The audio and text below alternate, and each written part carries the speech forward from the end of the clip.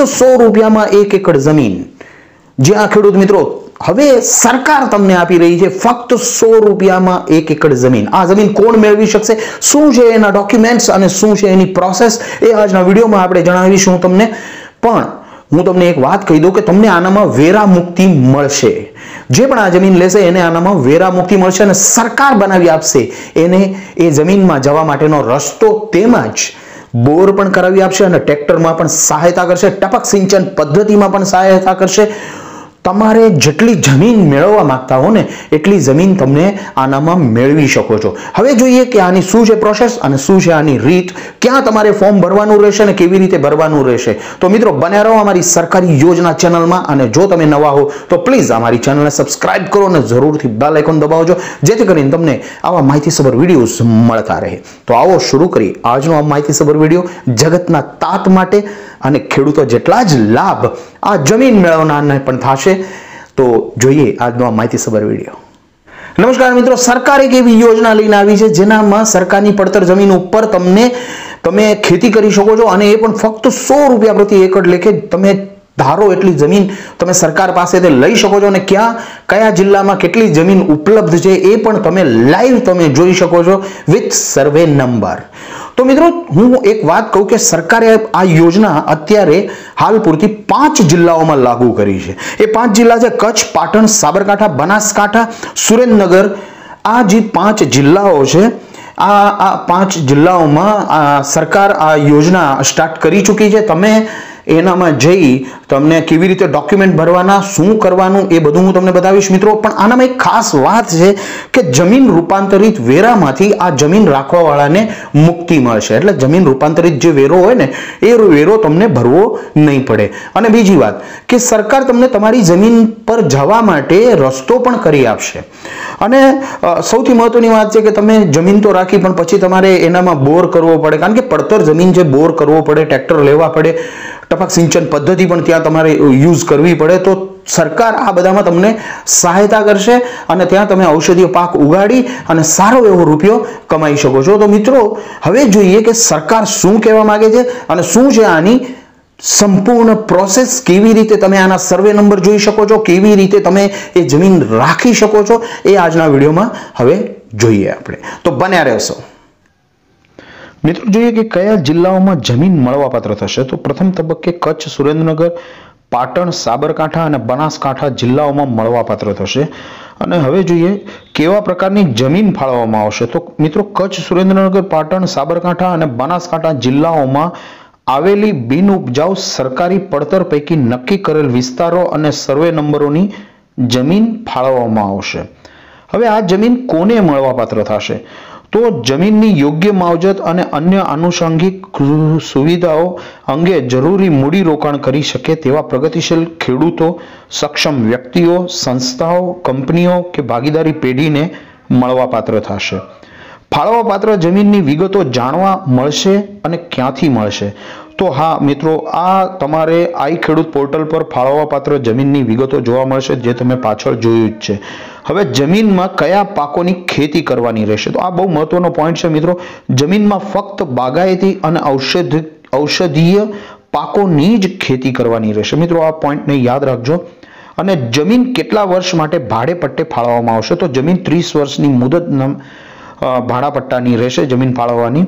હવે જમીન ભાડા પટ્ટે માટેની સિક્યોરિટી ડિપોઝિટ અને જમીનના ભાડાનો દર શું છે? આ બહુ મહત્વની વાત છે।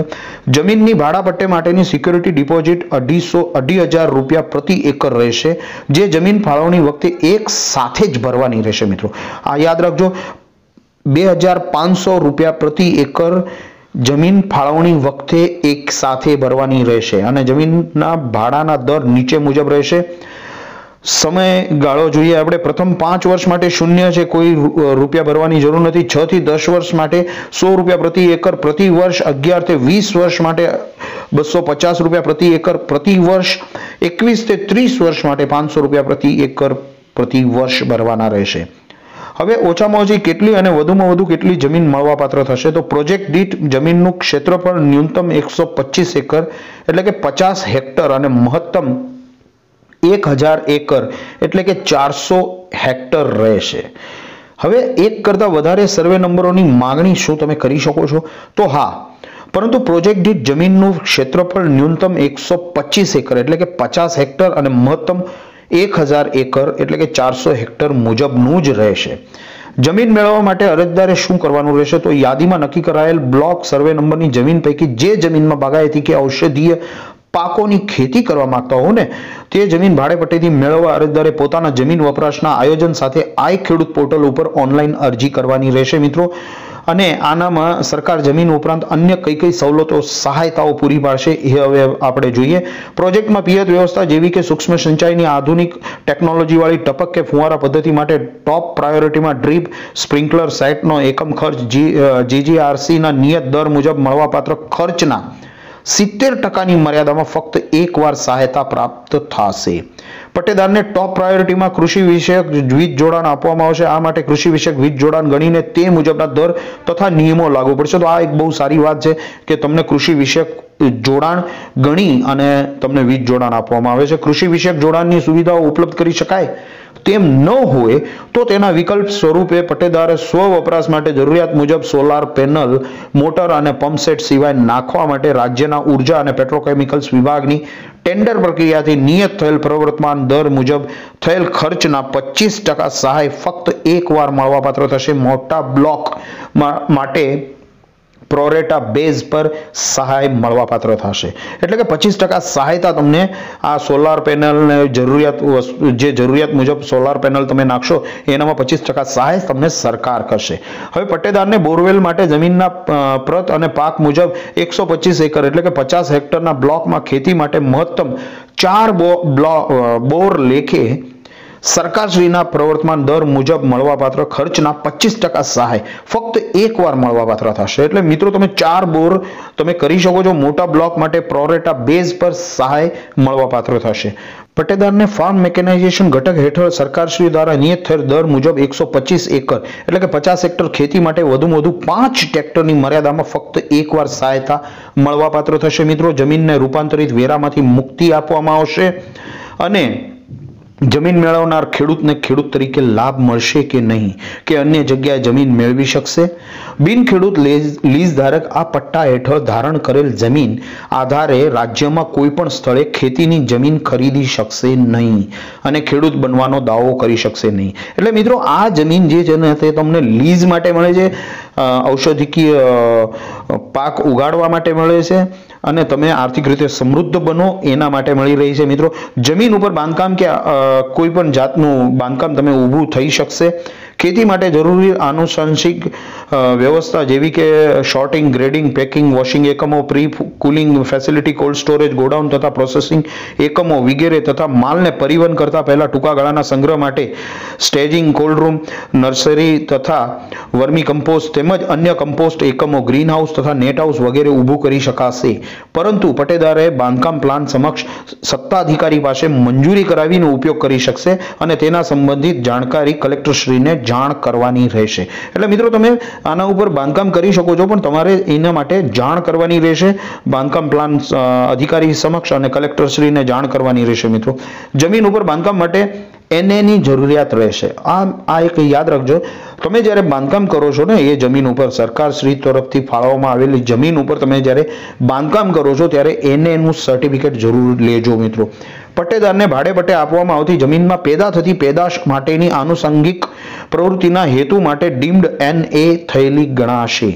તેમજ આવી જમીનો આકારણીને એટલે કે બિનખેતી આકાર અને અન્ય ઇતર વેરાઓ પાત્ર રહેશે. હવે જમીનમાં કેટલાક સમયમાં ડેવલપમેન્ટ કરવાનું રહેશે અને ન કરે તો શું થાય? મિત્રો આ જરૂરી મુદ્દો છે. આ મુદ્દો ફિટ કરજો મગજમાં. પટ્ટેદારે 5 વર્ષમાં પ્રોજેક્ટમાં મંજૂર થયા અનુસારનું ડેવલપમેન્ટ જમીન ઉપર કરવાનું રહેશે. જમીન ઉપર આયોજન મુજબનું ડેવલપમેન્ટ થયેથી રાજ્ય કક્ષાની ટેકનિકલ સમિતિની ભલામણથી 5 વર્ષ બાદ અથવા નિયત સમય બાદ 90% થાપણ પરત મેળવવા પાત્ર થશે. જ્યારે બાકીના હપ્તાનો સંતોષકારક લીઝ પૂર્ણ થયા બાદ પરત મળવા પાત્ર રહેશે. જો જમીન ફાળવણીના 5 વર્ષમાં પ્રોજેક્ટની અમલવારી ન થઈ હોય ને મિત્રો તો જમીન પરત લેવામાં આવશે. એટલે આ યાદ રાખજો 5 વર્ષમાં તમારે પ્રોજેક્ટની અમલવારી પૂર્ણ કરવાની રહેશે. મિત્રો હવે લીઝ ધારક અન્ય જમીન લીઝ ધારક જમીન અન્યને તબદીલ કરી શકશે? પટ્ટે આપેલ જમીનો જેને પટ્ટે આપવામાં આવી હોય તે પટ્ટેદારો જ ઉપયોગ કરવાનો રહેશે. આ જમીનો અને આવી જમીનો સબ લીઝ કે અન્ય ઉપયોગ કરવામાં આપી શકાશે જ નહીં. હવે મહત્વની વાત, જમીન ઉપર ઇલેક્ટ્રિસિટી ન હોય તો વૈકલ્પિક વ્યવસ્થા થશે. કૃષિ વિષયક જોડાણની સુવિધાઓ ઉપલબ્ધ કરી શકાય તેમ ન હોય તો તેના વિકલ્પ સ્વરૂપે પટ્ટેદારે સ્વ વપરાશ માટે સોલાર પેનલનો ઉપયોગ કરી શકશે. 125 એકર એટલે કે 50 હેક્ટરના બ્લોકમાં જરૂરિયાત મુજબ સોલાર પેનલ, મોટર અને પંપસેટ સિવાય મિત્રો નાખવા માટે રાજ્યના ઉર્જા અને પેટ્રોકેમિકલ્સ વિભાગની ટેન્ડર પ્રક્રિયાથી નિયત થયેલ પ્રવર્તમાન દર મુજબના થયેલ ખર્ચના 25% સહાય, એટલે અહીંયા પણ તમને સહાય મળે છે સરકારશ્રી તરફથી. હવે આ 25% સહાય એકવાર મળવાપાત્ર થશે. મોટા બ્લોક અને પ્રોરેટા બેઝ પર સહાય મળવાપાત્ર થશે મિત્રો. પટ્ટેદાર સ્વ વપરાશ માટે સોલાર પેનલ અને વિન્ડ મિલ લગાવી શકશે. એટલે કે તમે સ્વ વપરાશ માટે સોલાર પેનલ પણ લગાવી શકો છો, વિન્ડ મિલ પણ લગાવી શકો છો મિત્રો. હવે પિયતની વ્યવસ્થા ઊભી કરી શકાશે? આ એક મોટો પ્રશ્ન છે. તો સરકાર કહી રહી છે કે હા. બીજી વાત, જમીનમાં જવા આવવા રસ્તાની વ્યવસ્થા મળશે. ભાડાપટ્ટાવાળી જમીન સુધી પહોંચવા માટે જરૂર પડે સરકારશ્રી દ્વારા કાચો એપ્રોચ રોડ ખુલ્લો કરી આપવામાં આવશે, જે માટે તમારે જિલ્લા કક્ષાની સમિતિની ભલામણ મેળવી સક્ષમ અધિકારીને મંજૂરી માટે દરખાસ્ત કરવાની રહેશે મિત્રો. જમીન ઉપર પિયત માટે ઇલેક્ટ્રિક કનેક્શન મળશે, તેના દરો શું રહેશે મિત્રો? તો આનામાં સરકાર કહે છે કે પટ્ટેદારને ટોપ પ્રાયોરિટીમાં કૃષિ વિષયક વીજ જોડાણ આપવામાં આવશે. આ માટે કૃષિ વિષયક વીજ જોડાણ ગણીને તે મુજબના દર તથા નિયમો લાગુ પડશે. તો મિત્રો આ હતી આ જાણકારી. હવે આપણે આગળ જોઈએ. તો મિત્રો આ હતી 100 રૂપિયા પ્રતિ એકર સરકારી પડતર ખરાબાની જમીન તમને આપવાની, જ્યાં તમે ઔષધીય પાક તમે ઉગાડી શકો છો અને મબલક પૈસો કમાઈ શકો છો. સરકારની આ યોજનાને મોટી મોટી સંસ્થાઓ, મોટા મોટા વેપારી વર્ગ જરૂર આ સંસ્થાનો લાભ લેશે અને ખેડૂતોને પણ આ સરકારનો લાભ, સરકારશ્રીની યોજનાનો લાભ મળશે. અને બસ આગળ વધો. અમે સરકારી યોજનાની ટીમ આટલું જ તમને અમે કહેવા માંગીએ છીએ કે તમે આગળ વધો અને અમે સંપૂર્ણ જાણકારી તમને સતત દેતા રહીશું. તો બન્યા રહેશો અમારી સાથે અને જોડાયેલા રહેશો. તો જો હજી પણ તમે અમારી ચેનલને સબસ્ક્રાઇબ ન કરી હોય અને બેલ આઇકોન ન દબાવ્યું હોય તો મિત્રો સબસ્ક્રાઇબ કરો અને બાજુમાં દેલ નાનકડું બેલ આઇકોન જરૂર દબાવજો, જેથી કરીને તમને આવા મહત્વપૂર્ણ માહિતીસભર વિડીયોઝ મળતા રહે. તો ફરી મળીશું નેક્સ્ટ વિડીયોમાં નવી જાણકારી સાથે, નવી માહિતી સાથે. ત્યાં સુધી જય શ્રી કૃષ્ણ, ધન્યવાદ, જય હિન્દ.